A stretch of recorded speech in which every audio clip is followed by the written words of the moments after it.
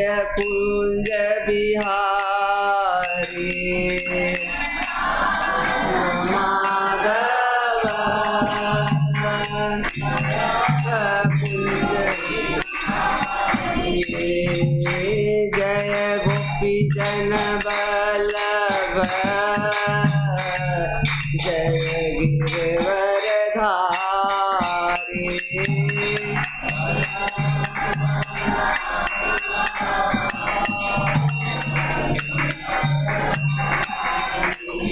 जय यशोदानंदन ब्रज जनरंजन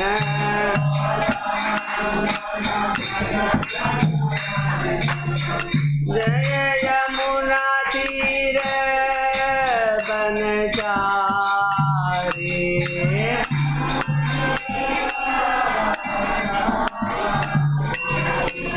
जय राधा माधव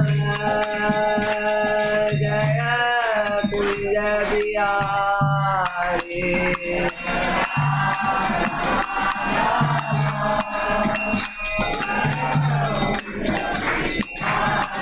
जय गोपी जन बल्लभ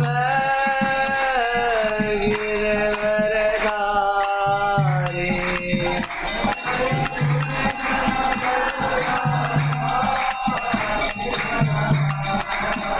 हरे कृष्ण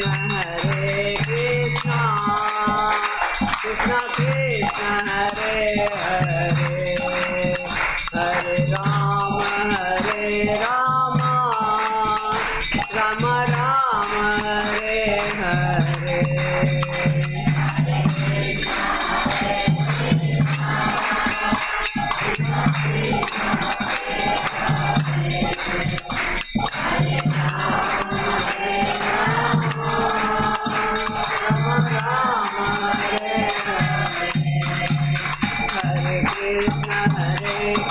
कृष्ण कृष्ण कृष्ण हरे हरे हरे राम राम राम हरे हरे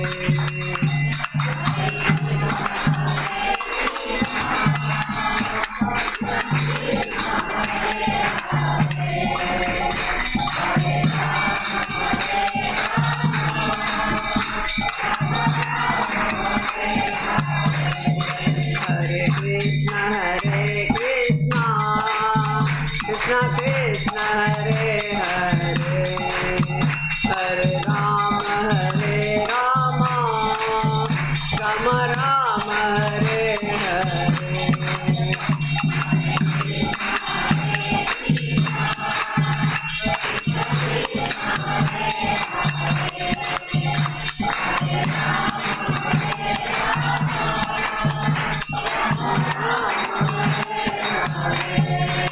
हरे कृष्ण कृष्ण हरे हरे राम राम राम हरे हरे हरे राम राम हरे हरे कृष्ण कृष्ण कृष्ण हरे हरे हरे राम राम हरे हरे कृष्ण कृष्ण कृष्ण हरे राम राम हरे हरे हरे कृष्ण कृष्ण कृष्ण हरे हरे राम राम हरे हरे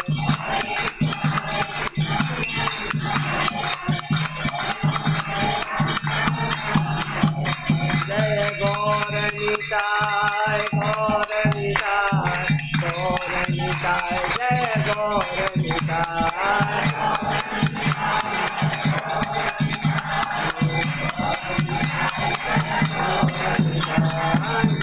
गौरनिताय गौरनिताय पतित पावन गौरनिताय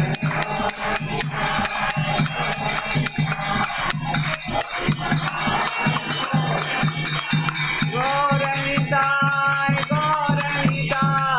जय सचिनंदन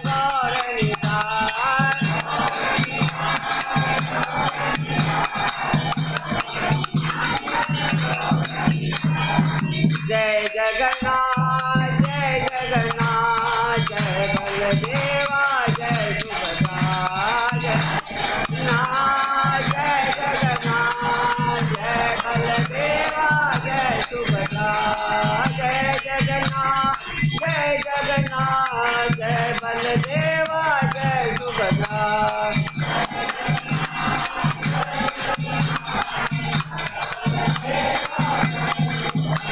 जय प्रभुपाद प्रभुपाद प्रभुपाद जय जय श्रील प्रभुपाद।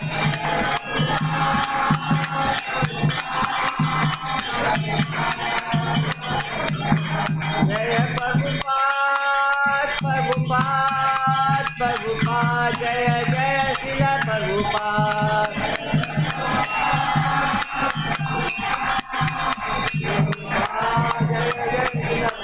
गुरु नाम संकीर्तन की जय, गुरुदेव प्रसाद की जय।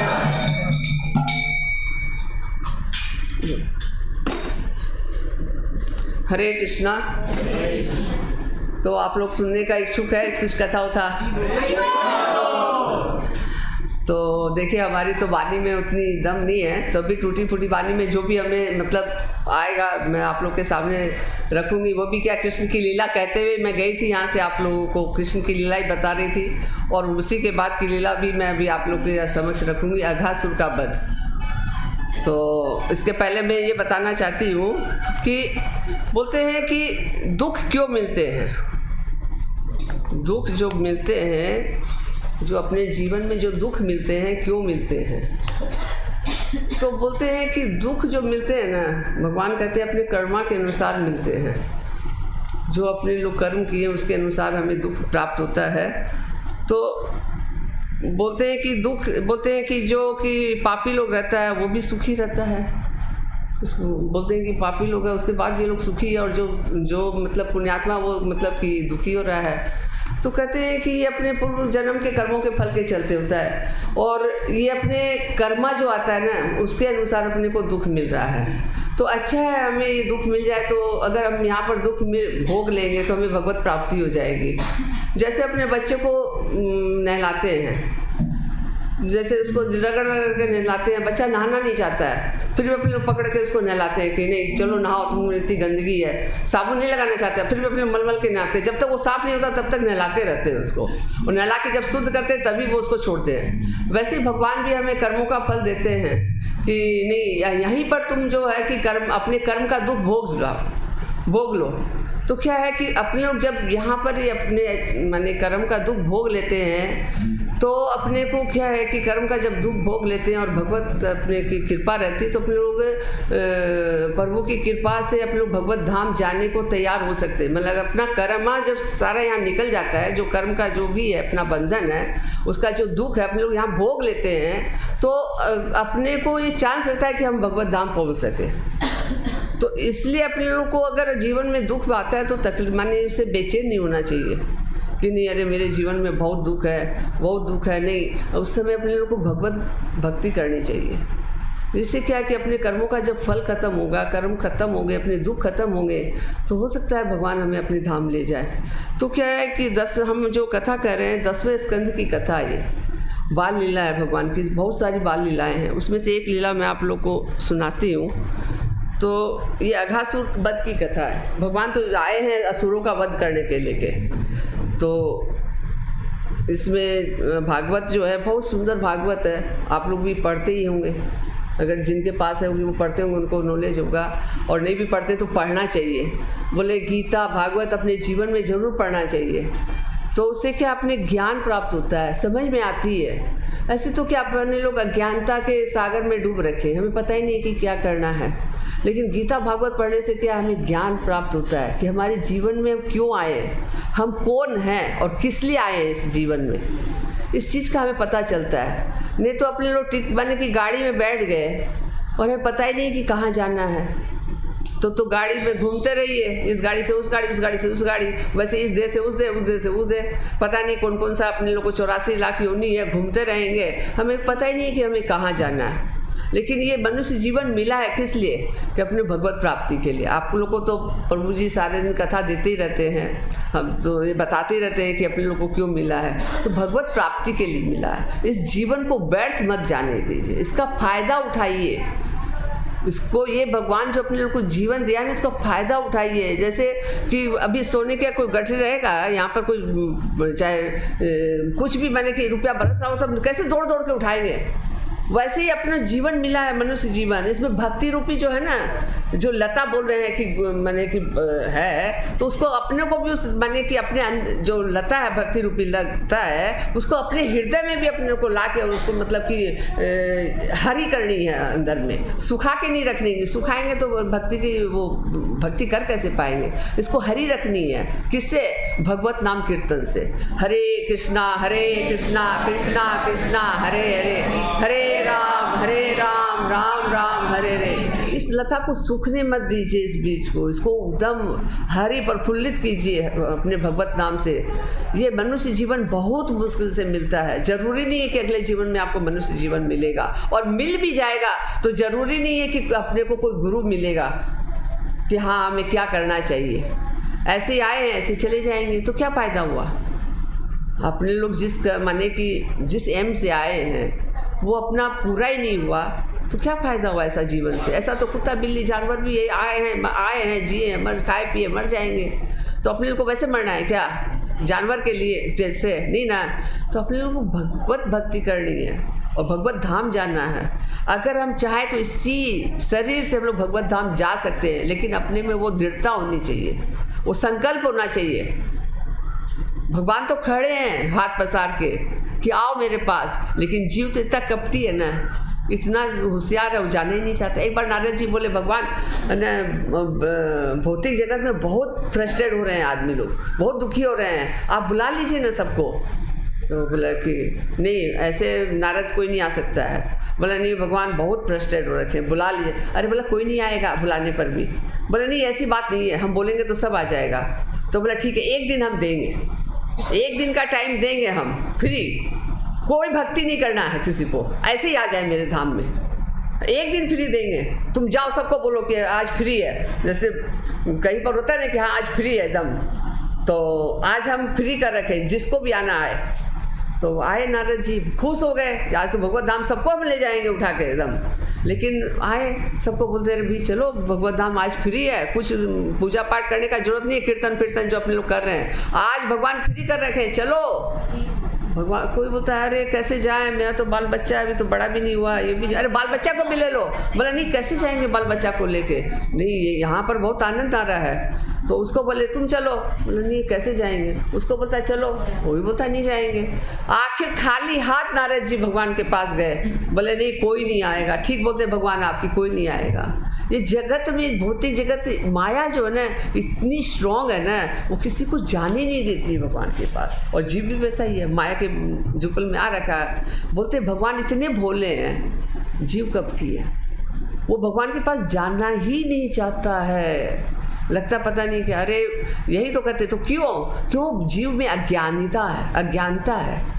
जिस दिन ज्ञान आएगा तो वो ठीक चला जाएगा। तो अज्ञानता क्यों है?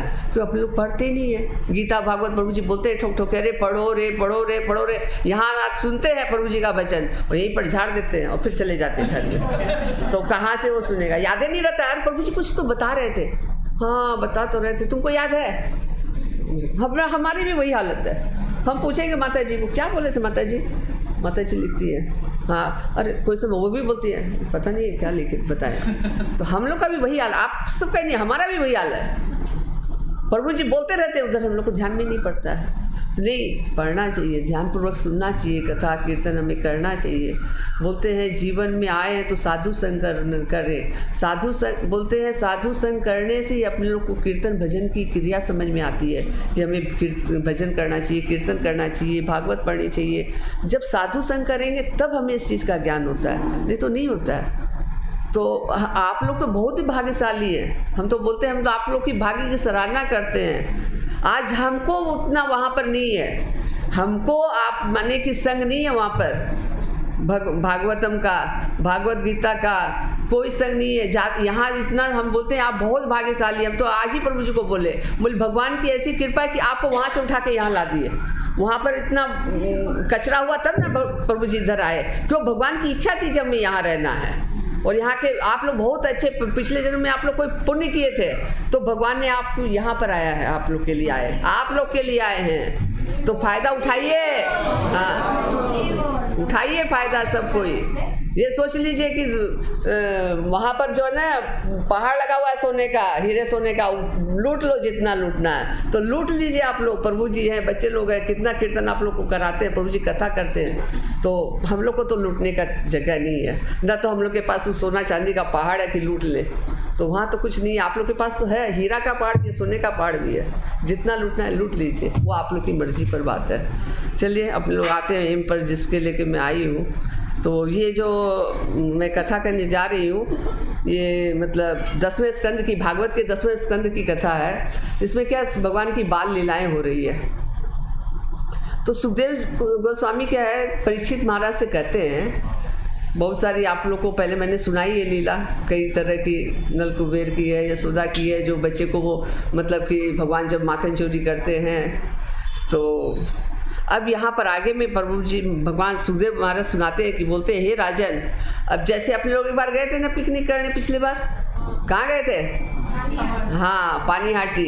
वैसे भगवान कृष्ण जो है ना वृंदावन में जंगल जाते हैं, बोलते हैं चलो आज पिकनिक करने चलेंगे अपने लोग। तो वो क्या करते हैं, और सुबह सुबह प्रोग्राम, आज पहले दिन ही ना बनेगा, पहले दिन वो भी अपने ग्वाल बाल के साथ प्रोग्राम बना ले कि कल अपने को पिकनिक चलना है। तो सब तैयार हो गए, ठीक है। और जब भगवान उठते हैं सुबह सुबह ना, तो वो अपनी सुबह सुबह उठ के मधुर आवाज़ में सबको आवाज़ लगाते हैं अपने ग्वाल बालों को।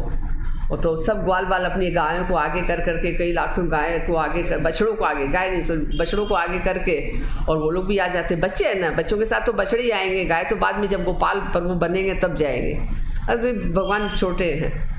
तो आते हैं और भगवान के साथ चलने के लिए तैयार हो जाते हैं। तो ग्वाल बाल बच्चों के साथ उसी समय अपने घरों से बाहर आए और अपने साथ लाखों बछड़ों की टोलियों को आगे करके कृष्ण के आगे मिले। उसके अब उनके पास कलेवों की गठरी थी। अब जैसे कि पिकनिक जाएंगे तो कलेवा उलेवा लेना पड़ता है ना, जैसे अपने लोग गए थे तो प्रभु जी लोग पूरा लेके गए थे, एकदम पूरा एकदम टीम गई थी, तथा सामान ये वो वही सब चीज़ चाहिए खाने के लेके। तो वैसे ये भगवान भी आज पिकनिक के लिए जा रहे हैं सुबह सुबह, तो अपने कलेवों की गठरी ले लिए हैं। सबकी माओं ने उनको सजा सजा के भेजा है। आज अपने लोग भी सज सज के गए थे ना, साड़ियाँ बढ़िया बढ़िया पहन के गए थे ना, वैसे भगवान भी के बच्चे जो बच्चे माने ग्वाल बाल है सब सज धज के आए हैं और एकदम अलंकार वगैरह पहन के, उनकी माओं ने सब गहना गुठी पहना के भेजा। तो ठीक है, वो तो आ तो गए पहन के, अब चले हैं पिकनिक के लिए जा रहे हैं। अब जब जंगल में पहुँचते हैं तो सारे गहने उतार के रख देते हैं। और वहाँ पर क्या पहनते हैं वो लोग, वहाँ पर जंगल के गहने पहनते हैं। कौन कौन से पहनते हैं देखिए हम बताते हैं। फलों के, हरी पत्तियों के, फूलों के गुच्छे लगाते हैं भगवान, मोर के पंख लगा लगा के सब अब सज जाते हैं। अब वहाँ का श्रृंगार करते हैं। माँ ने जो श्रृंगार किया वो तो रख दिया उठा के, अब जो वहाँ के जंगल का जो श्रृंगार है वो सब करके अब मस्ती करने के लिए तैयार हो गए हैं। वहाँ पर सारे ग्वाल बाल एक दूसरे का कलेव की पोटली चुराने लगे। अब क्या है कि एक दूसरे की पोटली चुराते हैं। जैसे कि हम लोग एक बार वृंदावन में गए थे, याद है माता जी, अपने लोग खेल रहे थे, हाँ वो रुमाल चोर खेल रहे थे, हाँ तो ये पोटली से खेल रहे थे, भगवान की एक दूसरे की पोटली थी, हाँ रमन रेती में। तो वही की बात है ये तो सारी। अब वो क्या है कि एक दूसरे की पोटली चुरा ली, एक दूसरे को माने कि दे दे के दूर फेंक रहे हैं। अब जिसकी पोटली है वो तो रोने लगा। अब रोने लगता है तो क्या करते हैं, उसको पोटली पकड़ा देते हैं कि नहीं भैया लो लो, रो मत। तो इस तरह का वो लोग खेल खेल रहे हैं। इस तरह से कहते हैं कि इस तरह का खेल माने आज के ज़माने में, अब बच्चे क्या है, अब आज के ज़माने में तो नहीं, लेकिन हम लोग के ज़माने में खेल था। आजकल के ज़माने में तो आजकल मोबाइल हो गया और पता नहीं क्या क्या इलेक्ट्रिक सामानें हो गई। आजकल बच्चे घर ही में रहते हैं। पहले के बच्चे बाहर में खेलते थे, उससे क्या शारीरिक भी होता था और मानसिक भी होता था, उनका विकास होता था। लेकिन आजकल तो खाली मोबाइल लेके बैठ जाते हैं बच्चे लोग, क्या टीवी क्या मोबाइल और कुछ नहीं। तो उनका शारीरिक विकास ही कहाँ है, उसी में रह जाते हैं वो लोग। ठीक लग रहा है आप लोग को, समझ में आ रहा है कि लग रहा है कि कहानी जैसे, हाँ अच्छा लग रहा है ना सुनने में, नहीं तो अगर नहीं समझ में आ रहा तो बता दीजिएगा। तो कहते हैं कि आज भी भौतिक जगत में पाई जाती है, क्योंकि इस तरह का मनोरंजन पाई जाती है। तो हम लोग खेले हैं भाई, 1 साल पहले ही खेले होंगे, नहीं वृंदावन है ना, खेले थे हम लोग, खेले थे, मतलब आज चल रहा है। हम लोग बहुत आनंद लिए थे, रमन रेती में वहाँ गए थे तो बहुत आनंद आया था हम लोग को। तो कहते हैं कि इस तरह की जो मनोरंजन है, आध्यात्मिक मनोरंजन आज भी चल रहा है, आज भी आध्यात्मिक जगत में आज भी चल रहा है। क्या है कि आध्यात्मिक जगत में ये शाश्वत है, शाश्वत मतलब हमेशा चलती रहती है, और भौतिक जगत में क्या है, ये क्षणिक है, आज खेले कल नहीं। लेकिन आध्यात्मिक जगत में हमेशा चलते रहती है मनोरंजन, हर तरह की, कहीं रुकता नहीं है वहाँ पर। तो भौतिक जगत में आनंद क्षणिक होता है। क्या है, आज एक प्रभु जी क्या बोलते हैं, एक रसगुल्ला खाए उतना आनंद आता है, उसके बाद खत्म आनंद। जैसा कुछ अपने लोग हंसी मजाक किए बस उतना सही, अगर कोई जोर से बोल दे तो लड़ाई हो जाएगी, हमको ऐसे कैसे बोल दी भाई। तो वही बात है, यहाँ का क्षणिक सुख है, एक दूसरे से ईर्ष्या करते हैं ना, क्या सुख मिलेगा। तो यहाँ पर कोई वस्तु अगर मिठास की भी होती है, वो थोड़ी सी देर ही मिठास रहती है, खाली जीभ में तब तक ही, पेट में गया तो खत्म। तो क्षणिक होता है। कभी कभी कृष्ण जंगल की शोभा देखने कहीं दूर निकल जाते। अब जैसे कृष्ण तो मेन थे, तो वो जब निकलते थे तो उसके ग्वाल बाल भी उसके पीछे दौड़ते थे। वो सोचता था कि पहले हम कृष्ण को छुए, वो सोचता था कि हम छुए, वो बोलता हम छुए, ऐसे करके उन लोग को होड़ लग जाती थी, दौड़ते थे वो लोग कृष्ण के पीछे पीछे, हमको छूना है, हमको छूना है। तो चलो भाई, एक दूसरे को होड़ लग जाती। ऐसा करते हुए जीवन का आनंद लेते थे। जंगल के सारे ग्वाल बाल भिन्न भिन्न कार्यों में व्यस्त थे। कोई अब जैसे कि गए हैं जंगल में, अब पिकनिक मना रहे हैं, तो एक जगह तो नहीं बैठे रहेंगे। अब कोई कुछ कर रहा है, कोई मृदंग बजा रहा है, तो कोई मतलब कि भौरों की नकल कर रहा है, तो कुछ कोयल की कू की माने की नकल कर रहा है। कुछ बालक उड़ती जो चिड़िया होती है ना, जैसे उड़ रही है चिड़िया, तो उसका जो ये परछाई पड़ता है उसी के पीछे भाग रहे हैं। कोई जैसे बंदर एक घास से दूसरे घास उछलता है, तो वो लोग भी उसकी मतलब देखा देखी उछलते हैं, कूदते हैं, माने वो लोग इंजॉय करते हैं खूब। आज के जैसे नहीं है कि खाली मोबाइल और वो टीवी में बैठ गए। तो खुद कृष्ण भी इंजॉय करते थे, उनके साथ ग्वाल बाल भी इंजॉय करते थे। अब जैसे कि कोई मेंढक है, उनके पास जाके बैठ जाते थे, वो डर के कूद जाता था, तो वो बच्चे भी कूद जाते थे उन लोग के साथ साथ में, और फिर अपनी परछाई देखते थे पानी में, देख देख के खूब खुश होते थे। तो माने ये सब उन लोग मतलब खेल करते थे वहाँ पर, और आनंद लेते थे उसका। तो इस तरह से वो पिकनिक में गए हैं बच्चे लोग, तो आनंद तो लेंगे ही, खूब आनंद ले रहे हैं वो लोग। तो आनंद लेते लेते वो क्या करते हैं, कोई तो क्या करता है, बगुला रहता है ना, सुंदर सुंदर बगुला रहता है, तो उसके पास जाके बैठे। माने हर बच्चे हर तरह की अपना अपना माने अपनी अपनी खुशी के हिसाब से इंटरटेनमेंट कर रहे हैं वो लोग।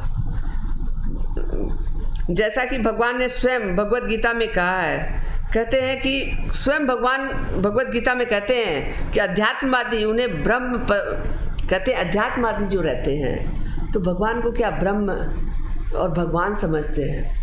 भगवान को वो तो अध्यात्मवादी है, वो जान रहे हैं कि ये ब्रह्म है, ये भगवान है, और भगवान के रूप में अनुभव करते हैं। लेकिन जो लोग माया के बस में हैं, वो एक साधारण बच्चा समझते हैं कि अरे ये तो ऐसे ही है, बालक है। ये ब्रह्म में तो ब्रह्मा जी भी आ गए थे, वो नहीं जानते थे कि ये पर ब्रह्म है। वो तो सोचे ऐसे साधारण बालक है, क्या है, तो झूठा खा रहा है। वो छाछ खाए तो झूठी लगी हुई थी वो मधुमंगल के, तो भगवान को मिली नहीं। वो सोचा, मधुमंगल सोचा ये झूठी छाछ है, खट्टी छाछ है, खट्टी छाछ है, भगवान को नहीं देंगे, तो मेरे को अगले जन्म में मेरे को भी खट्टी छाछ पीनी पड़ेगी। तो वो जल्दी से पी गया। तो भगवान देखे वो मेरे लिए उसकी माँ ने भेजा, ही पी गया, जाके उसका गाल मुँह चाटने लगते हैं। तो ब्रह्मा जी जब वो लीला भगवान ब्रह्मा जी देखते रहते हैं, वो देखते हैं अरे ये क्या ब्रह्म है, ये ब्रह्म नहीं हो सकता है।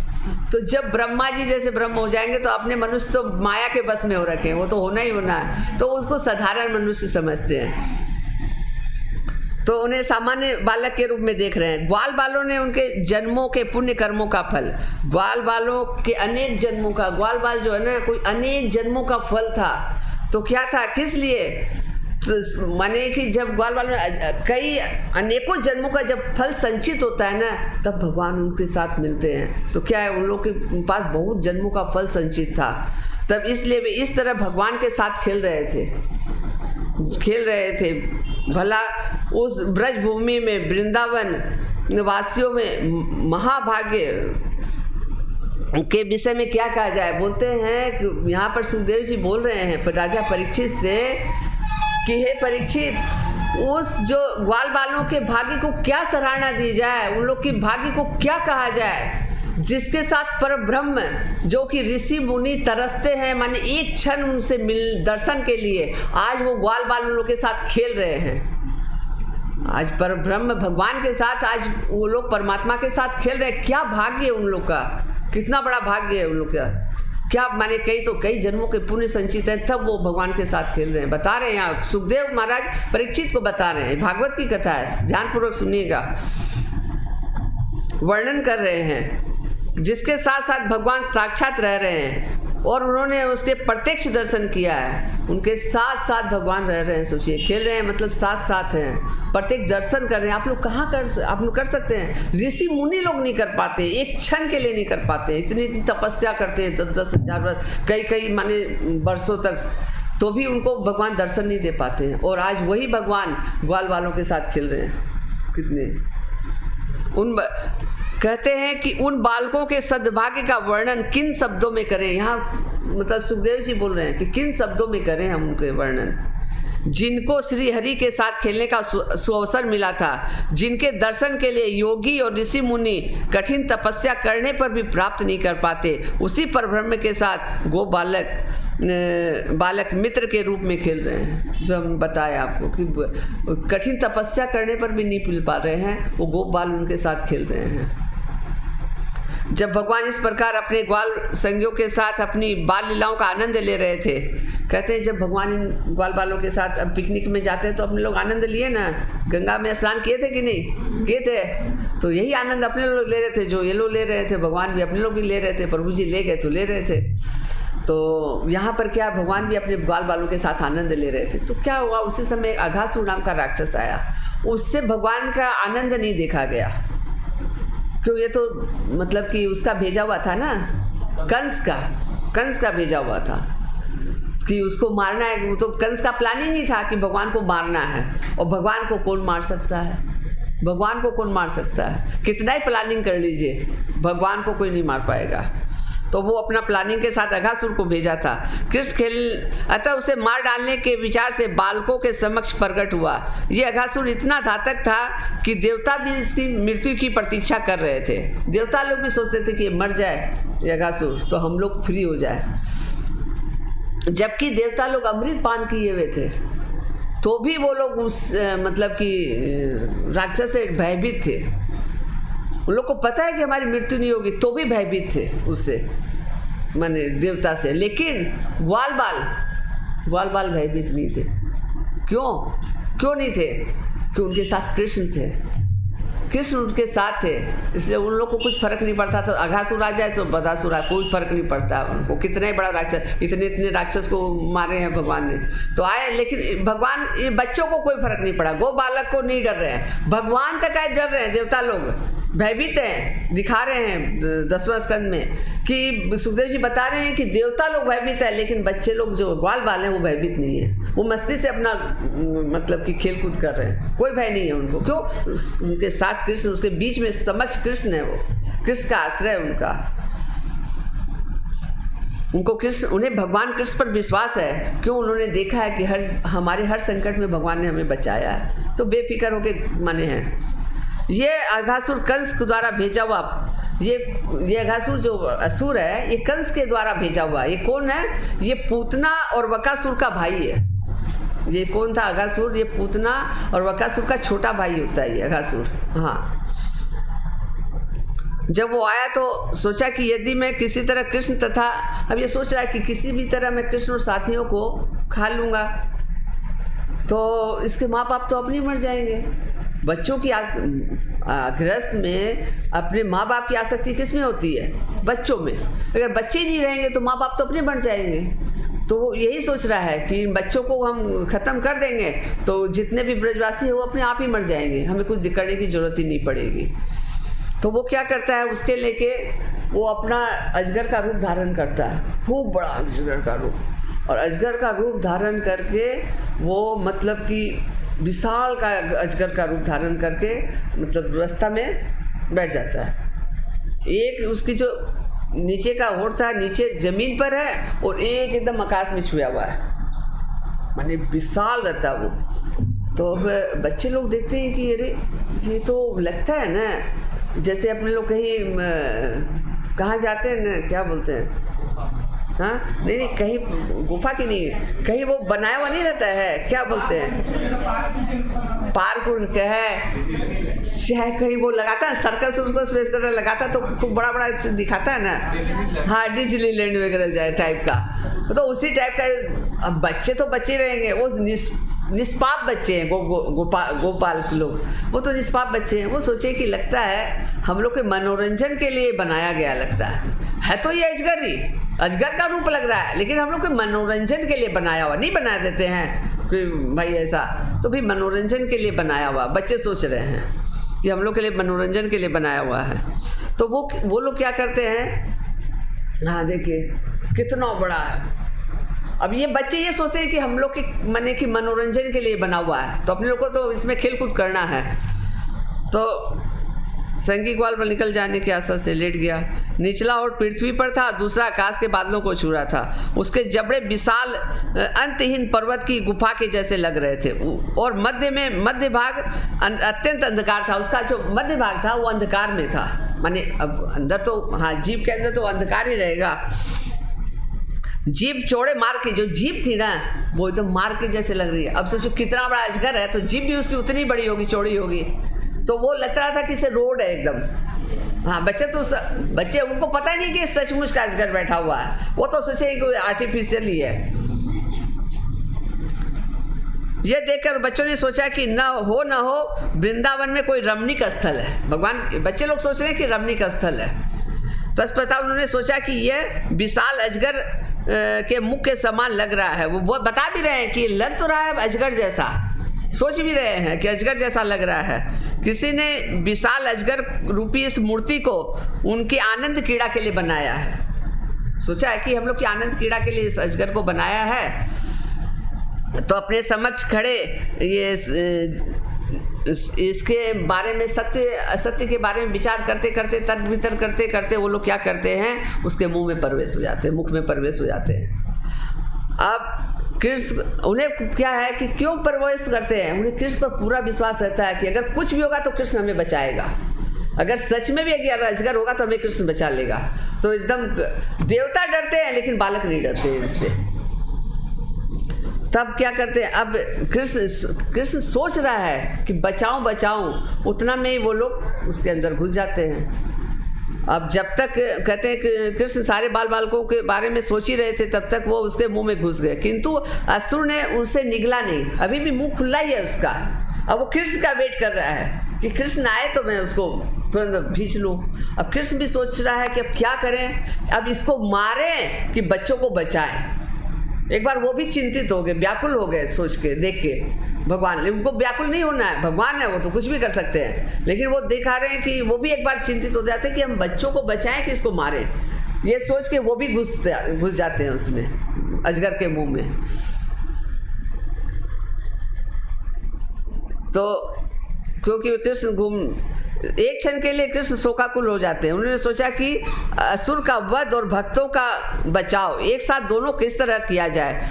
कृष्ण अनंत वीर सर्वज्ञ, माने कृष्ण कुछ भी कर सकते हैं, उनके लिए सब चीज़ संभव है, लेकिन पूर्णतः कोई कठिन काम नहीं है। इसलिए कृष्ण के अंदर के मुख में घुसने का निश्चय किया। जब कृष्ण अघासुर के मुख में घुस गए तो बादलों के पीछे देवता लोग, अब जब भगवान सोचे कि अब तो हमको घुसना ही पड़ेगा, अब बच्चे घुस गए तो हमें घुसना, जब भगवान जब घुसते हैं तो देवता लोग जो गाछ की ओट में खड़े हैं डर से, तो वो लोग चिंतित हो जाते हैं कि अरे कृष्ण घुस गया, अब कैसे होगा, अब तो इस कृष्ण को भी मार देगा। लेकिन जैसे वो जो कंस के जो आदमी थे, उनके जो कंस के भेजे हुए जो आदमी लोग थे, वो लोग खुश हो गए अरे अब तो कृष्ण भी घुस गया, अब तो मर जाएगा, नकी हो जाएगा। लेकिन कृष्ण को कौन मार सकता है? अब कृष्ण घुस तो गए उसके मुंह में। अब वो जैसे मुंह बंद करना चाह रहा है अगासुर, कृष्ण ने तुरंत ही अपने शरीर का विस्तार करता है, अपने विस्तार कर, जैसे कि रामायण में सुंदरकांड में पढ़ते हैं ना कि जब वो बजरंगबली जब जाते हैं, पार करते हैं, तो सुरसा जो खड़ी होती है तो वो बहुत विशाल बनाती है अपना मुंह, तो भगवान हनुमान जी भी उससे डबल कर लेते हैं, चलो। और जब वो डबल करती है तो वो एक मक्खी का रूप धारण करके निकल जाते हैं। तो वही बात है। तो अब यहाँ पर क्या, भगवान तो यहाँ पर निकलते नहीं है, भगवान उसका वध करते हैं। देखिए अब यहाँ पर क्या कि वो बचाने के लिए चाहता था, उसके भीतर अपना विस्तार करने लगे। चूंकि कृष्ण अपने शरीर का विस्तार कर दिया, असुर ने भी अपने शरीर का विस्तार किया, फिर भी उसकी श्वास रुक गई। अब भगवान जब घुस गए तो उसकी श्वास रुक गई है। अब श्वास रुक गई है, दम घुटने लगा है, उसकी आंखें बाहर निकल आई है, असुर के प्राण निकल गए। तो कृष्ण ने मृत बछड़ों, अब जब वो भगवान उसके अंदर घुसे ना अजगर के मुंह में, तो भगवान तो अपना शरीर, भगवान तो कुछ भी कर सकते हैं। जब अपना विशाल किए, वो भी विशाल किया, लेकिन भगवान के आगे किसकी चलती है? जब और विशाल किए ना तो उसका प्राण चला गया, वो असुर मर गया। अब उसके अंदर जो बच्चे गए हुए थे, बछड़े और बच्चे, वो माने कि प्राणहीन हो गए थे, मतलब जहर था ना उसके शरीर में। तो तब भगवान उनको दृष्टि से खाली देखते ही हैं, उन लोग बच्चों को और बछड़ों को, तो वे जीवित पुनर्जीवित हो जाते हैं।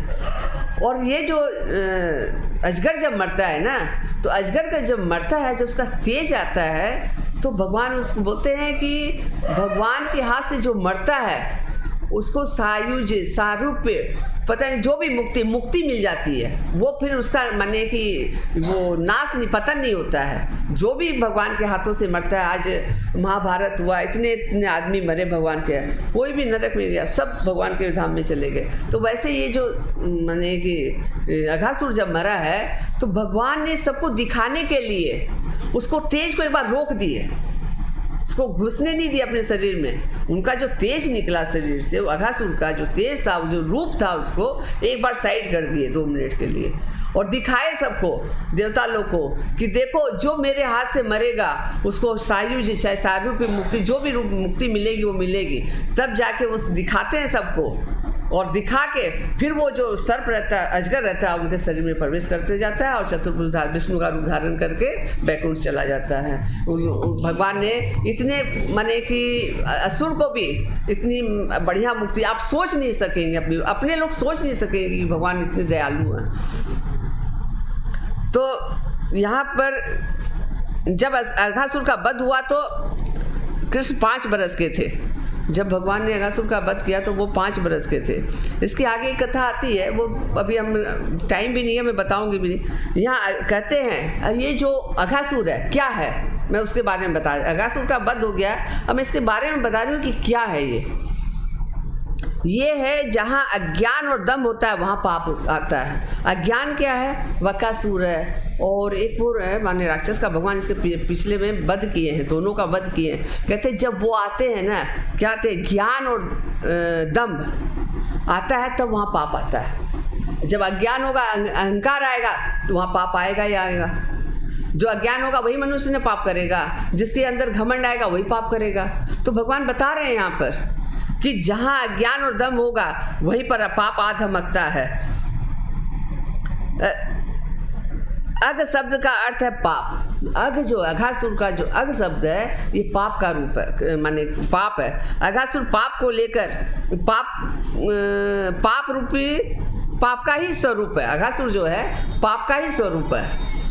जो पाप में रमा रहता है वही अघासुर है। कहते हैं जो पाप में रमा रहता है ना, जो पापी रहता है उसको अघासुर ही कहते हैं। तो कई, अब देखिएगा, खाली ये मैं कथा मैंने कही है, अब इसके जो अघासुर है उसके बारे में बता रही हूँ, ध्यानपूर्वक सुनिएगा। कई बार पापी व्यक्ति क्या है, अघासुर क्या है? पाप का रूप है। जो पाप करता है वो अघासुरी समझ लीजिए, वो अघासुरी है, अजगर ही है वो बड़का सारा, उससे बच के रहिएगा आप लोग भी। अजगर सही में अजगर आने से वो नहीं होगा, आदमी के रूप में भी अजगर ही रहता है। वो जो पाप करता है वो आदमी के रूप में अजगर ही समझिएगा उसको। तो उससे जरूर बचना चाहिए आदमी को। अपने पास कृष्ण नहीं है, क्यों? अपने लोग कृष्ण का सहारा भी नहीं ले रखा है। तो लेना चाहिए, नहीं तो वो पाप तुरंत अटैक कर लेगा। तो कई बार पापी व्यक्ति सुख में जीता हुआ दिखाई देता है। अपने लोग कई बार देखते हैं कि कितना पाप करता है, कितना बदमाश है, उसके बाद भी भगवान ने सारा ऐश्वर्य इसको दे रखा है। और आज हम लोग इतनी भक्ति करते हैं तो भी हम लोग भिखमंगे खड़े हैं, कुछ नहीं है, खाने को 2 रोटी मिल रही है बहुत मुश्किल से, वो भी कितनी मेहनत करते हैं तब 2 रोटी खाते हैं, है कि नहीं बानी? ठीक बोल रहे हैं ना? हाँ, बोलते रहा करो थोड़ा सा। बानी बहुत अच्छे हैं, बहुत भक्ति करते हैं, वो लगते हैं आप लोग को कि भक्ति नहीं करते, बहुत भक्ति करते हैं, किंतु पाप के कारण नहीं, उसके किसी पूर्व जन्म के पुण्य के कारण उसे वो माने कि जो अपने लोग को दिख रहा है कि पापी है, उसके बाद भी इसको सुख मिल रहा है, तो कोई पिछले पूर्व जन्म के पुण्य के कारण उसको वो सुख मिल रहा है, सुख मिला। अन्यथा पाप का परिणाम दुख ही होता है। बोलते हैं कि आपने सोचेंगे कि पाप जो कर रहा है वो सुखी है, पाप का परिणाम तो पाप ही मिलेगा। आप ये मत सोचिएगा कि वो सुखी है तो पाप के चलते सुखी है, आज नहीं तो कल, और कल नहीं तो अगले जन्म पता नहीं कौन सा जन्म में उसको मिलेगा जरूर। जो पाप करेगा उसका परिणाम तो अपने को भोगना ही है। तो हमेशा अपने को पाप करने से बचना चाहिए। ये मत सोचिए कि तुरंत मिल जाएगा। हाँ, एक थप्पड़ आप मारिएगा ना तो वो तुरंत दूसरा थप्पड़ मार देगा आपको, वो तुरंत मिल जाएगा, लेकिन और चीज़ तो बाद में ही मिलेगा। तो पापी न तो कभी सुखी हुआ है और न कभी होगा। पापी आदमी कभी सुखी नहीं हुआ और न कभी होगा। भागवत में सुखदेव महाराज बता रहे हैं, भागवत के अंदर, कोई पुण्यशील व्यक्ति जब दुखी दिखाई देता तो मान लेना चाहिए कि उसके किसी पूर्व जन्म के पाप, उसके कोई पूर्व जन्म के पाप में उसे मिल रहा है। पुण्य का फल दुख नहीं होता है। कहते हैं भगवान यहाँ पर कि पुण्य का फल दुख नहीं होता है, पुण्य का फल तो सुखी होता है। लेकिन उसको क्यों मिल रहा है कि उसके पिछले जन्म में उसने जरूर कोई पाप किया होगा। बहुत सारी कथा है, हमारे पास टाइम नहीं है बताने की, तो उसके चलते उसको वो दुख मिल रहा है। मनुष्य शरीर की अपेक्षा, कहते हैं मनुष्य शरीर से करता है पाप, तो शरीर की अपेक्षा जीभ से करता है। क्या कुछ नहीं बोल देता है जीभ से। बोलते समय आदमी सोचता नहीं है कि हम क्यों बोल रहे हैं, बोलने से भी वो पाप लगता है। जीभ से जो अपने लोग बोलते हैं, जीभ की अपेक्षा आँखों से अपने लोग गलत चीज़ देखते हैं तो उससे भी पाप होता है। आँखों की अपेक्षा मन से, आँखों की अपेक्षा मन से और ज़्यादा पाप होता है। मन में पता नहीं कितनी कितनी बातें याद आती है, अरे वो ऐसा था, उसके साथ ऐसे, माने बैठे हैं भगवान की जप, कहते हैं, बोलते हैं कि शरीर दुनिया को दो, संसार को दो शरीर, और मन किसको दो? भगवान को। कहते, लेकिन अपने लोग क्या करते हैं, शरीर तो देते हैं, भगवान की माला करते हैं, हरे कृष्णा कृष्णा कृष्णा हरे हरे, हरे राम राम राम, और मन किधर किधर चला जाता है। मन अपने लोग संसार को दे रखे है कि नहीं? बोले गलत बोल रहे हैं। शरीर अपने लोग दे रहे हैं भगवान को, लेकिन मन किसको दे रखे हैं? मन अपने लोग संसार को दे रखे हैं, उल्टा कर रखे हैं। लेकिन क्या बोलते हैं भगवान कि मन मेरे को दो, शरीर संसार को दो। शरीर के द्वारा तुम सबकी सेवा करो, लेकिन मन मेरे को दे दो। लेकिन ये जीव बहुत कपटी है, ये जीव कपटी है। भगवान बोले हैं, इसलिए जीव कभी भी भगवान को अपना से मन नहीं दे पाता है। लेकिन बोलते हैं कि भगवान मन ही मांगते हैं, कुछ आपका धन दौलत नहीं चाहिए उसको। बोलते हैं कि हमको खाली तेरा मन दे दे, लेकिन जीव देना ही नहीं चाहता, वो मन भी नहीं देना चाहता है, घबराता है भगवान के पास जाने के लिए। बस थोड़ी सी कथा और है, मैं जरा सी बताना चाहती हूँ। ध्यानपूर्वक दिमाग में हटाइएगा कि क्या करना है। शरीर को क्या करना है? संसार, और मन भगवान को। जिस दिन आप ये दे दीजिएगा तो भगवत धाम जाना ही है, हम निश्चित बोलते हैं आपको। जिस दिन आप भगवान को मन दे दिया, उस दिन आप भगवत का सबका टिकट कट जाएगा। हम सही बोल रहे हैं, भगवान के आगे बोल रहे हैं बात, और सही है ये 100%। हमको उतनी ज्ञान नहीं है, हम उतने माने कि उतने ज्ञान नहीं, आपको लगता होगा कि हमको बहुत ज्ञान कुछ नहीं है, लेकिन इस बात पर हमको विश्वास है कि हम शरीर संसार को देंगे और मन भगवान को देंगे तो जरूर भगवत धाम पहुंच जाएंगे एक दिन, इसी जीवन में। तो वो तो हो ही नहीं पाएगा।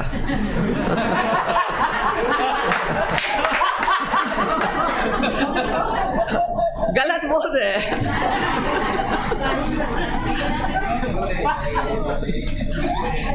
आप आशीर्वाद दीजिए। आशीर्वाद देने के लिए पहुंची बैठे हैं। सब चीज हम ही दे देंगे तो प्रभु जी क्या करेंगे फिर? तो प्रभु जी हमको फंसा देते हैं कि कथा दीजिए, हमको आता है कथा देना, लेकिन फिर भी प्रभु जी के कहने पर हमको देना पड़ जाता है। मनुष्य की अपेक्षा, हाँ ये बता दिए। जैसे देखिए, ध्यान पूर्वक सुनिएगा सारी बात, मजाक में मत लीजिएगा। जब तक इंद्रियां पाप करने की आदि है तब तक भक्ति रस नहीं मिल सकता है। कहते हैं जब तक अपनी इंद्रियां पाप करती रहेगी तब तक हमें भगवान में रस आएगा ही नहीं, रस आएगा ही नहीं। क्यों? अपनी इंद्रियां पाप कर रही है, रस कहाँ से आएगा? गलत काम करेंगे तो अपने को संतोष मिलेगा? नहीं मिलेगा। जैसे इंद्रियों की गगरी में भक्ति रस भरना है तो उसे पहले निष्पाप करना पड़ेगा। अगर अपने को इंद्रियों की गगरी में, जो अपनी इंद्रिय रूपी गगरी, अगर उसमें अपने को अगर भक्ति रस भरना है तो निष्पाप बनाना पड़ेगा, उसको स्वच्छ बनाना पड़ेगा, निर्मल बनाना पड़ेगा। तब आप उस हृदय में भक्ति को भर सकते हैं और तभी भक्ति उसमें आ सकती है, नहीं तो नहीं आएगी। अब कोई बर्तन ये भरा हुआ रहेगा, उसको कैसे भक्ति आएगी? चाहे कोई बर्तन गंदा ही है, तुम्हें उसमें खाना बनाइएगा? नहीं बनाइएगा, उसको साफ करना पड़ेगा तब खाना बनेगा। और चाहे दूध ही बन दीजिएगा तो फट जाएगा वो, तो इसलिए उसको साफ करना पड़ेगा। वही बता रहे हैं। तो जैसे पानी भरे हुए घड़े में अगर अपने को दूध भरना है, पानी का घड़ा भरा हुआ है, हम सोचेंगे इसमें दूध भी भरना है, दूध आ गया, अब दूध कहाँ रखें? तो पानी निकालेंगे तभी आप दूध भर सकिएगा इसमें, उसके पहले आप दूध नहीं भर सकिएगा। तो वही बोलते हैं कि अगर दूध भरना है तो पहले पानी को निकालना पड़ेगा, तब आप दूध भर सकते हैं उसमें। औरों की निंदा, कहते हैं भगवान बता रहे हैं, सोच औरों की निंदा करना, कानाफूसी करना, और जैसे कोई पाप नहीं, बोलते हैं औरों की निंदा और कानाफूसी जैसा तो कोई पाप नहीं है, वो बहुत खतरनाक पाप है। वो तो सभी जानते हैं कि असत्य बोलना, किसी को सताना, हिंसा करना आदि पाप है, फिर भी पाप करते ही रहते हैं। जानते हैं अपने लोग कि ये जो काम करें वो पाप है, अपना दिल बोलता है, पाप करने के पहले बताता है कि मत करो, लेकिन फिर भी अपने लोग करते हैं कि नहीं, कैसे नहीं करेंगे, उसको तो बताना ही पड़ेगा, नहीं तो वो समझेगी नहीं। तो वही इसीलिए अपने लोग पाप करते, जानते हुए पाप करते हैं, करते। जब भी ऐसा लगे हमारा मन पाप में जा रहा है, अगर जब किसी को लगे कि हमारा मन पाप की तरफ जा रहा है तो क्या करना चाहिए? देखिए, तो तुरंत ही भगवान की शरण ग्रहण करनी चाहिए और भगवान का नाम संकीर्तन करना चाहिए। हरे कृष्णा कृष्णा कृष्णा हरे हरे, हरे राम राम राम हरे हरे। तो कभी भी जब मन अपना पाप की तरफ हो तो हमें कीर्तन कर लेना चाहिए, हरे कृष्णा कृष्णा कृष्णा हरे हरे, हरे राम राम राम हरे। तो पाप भाग जाएगा, आपके जीवन में नहीं आएगा। हरे कृष्णा। आप लोग को ठीक लगा कथा? चलिए, हरे कृष्णा। हरे कृष्णा। माता जी ऐसी के रखते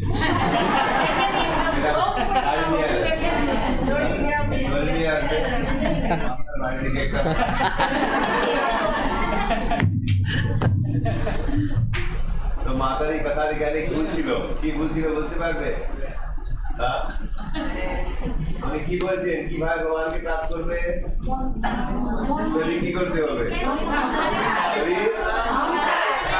দিকে আর মন, এটা আছে মিথ্যা কথা। এটা কি আছে? शरीर के भगवान के देते होते, मन के भगवान के देते होते, हमारे भगवान के। शरीर देवे माया के, भगवान देवे भगवान खुद होवे, आप ही धारण होते होगे। शरीर भगवान के देते होगे और ऐसा खाना भालो चिलो ना। लेकिन एक बात हम भी बोलते हैं, अगर आप गृहस्थ में तो शरीर तो देना ही पड़ेगा, गृहस्थ में है तो शरीर तो देना ही पड़ेगा। हाँ, तब भले, तब मन और शरीर दोनों दे सकते हैं, जैसे प्रभु जी दे रखे हैं। हाँ, लेकिन हम लोग गृहस्थ में तो हम लोग को तो शरीर तो देना ही पड़ेगा। हाँ, मन दे सकते, शरीर तो हम लोग गृहस्थ में ही देना पड़ेगा। गृहस्थी से बाहर हो जाएगा। ठीक है, हरे कृष्णा। हम लोग सब हरिनाम संकीर्तन के लिए जाएंगे। सब लोग रेडी আছে